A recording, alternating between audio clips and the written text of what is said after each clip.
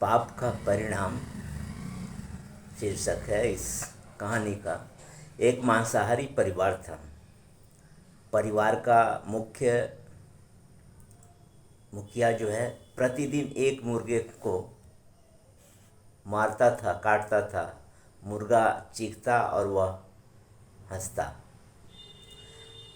उसके 3 अबोध बच्चे थे। बड़ा करीब 4 वर्ष का था, दूसरा 2.5 वर्ष का और तीसरा गोद का बच्चा था।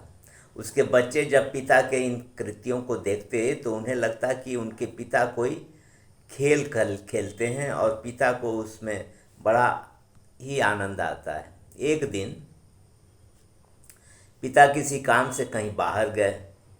घर में मुर्गा नहीं आया तो बच्चों ने सोचा कि आज पिताजी नहीं हैं तो चलो आज हम ही यह खेल खेलें। बड़े बेटे ने छोटे को लिटाया, लिटाकर एक पैर से उसे दबाया, एक हाथ से सिर दबाया और उसके गले को छुरे से रेत दिया। जैसे ही गला रेता, बच्चा चीख पड़ा। भाई की चीख सुनकर घबराकर भाग गया। चीख की ध्वनि सुनी तो माँ, जो अपने सबसे छोटे बेटे को टब में स्नान करा रही थी, वह उसे वहीं छोड़कर जिस ओर से ध्वनि आ रही थी उस दिशा की ओर भागी।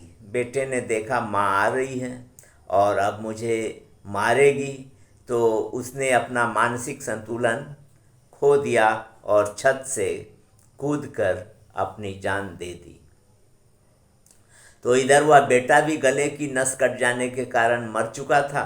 माँ दोनों बेटों का हाल देखकर वहीं मूर्छित होकर गिर गई।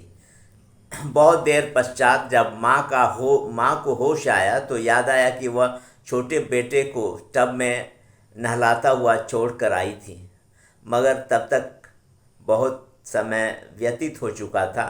जब वह नीचे आई तो उसकी गोद का बालक टब में ही शांत हो चुका था। ये है पाप का परिणाम।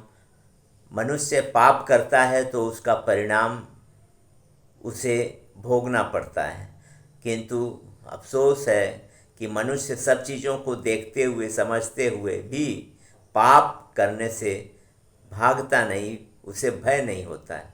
जो बोएंगे वैसा ही काटेंगे। पाप का फल आज नहीं तो कल निश्चित रूप से मिलेगा।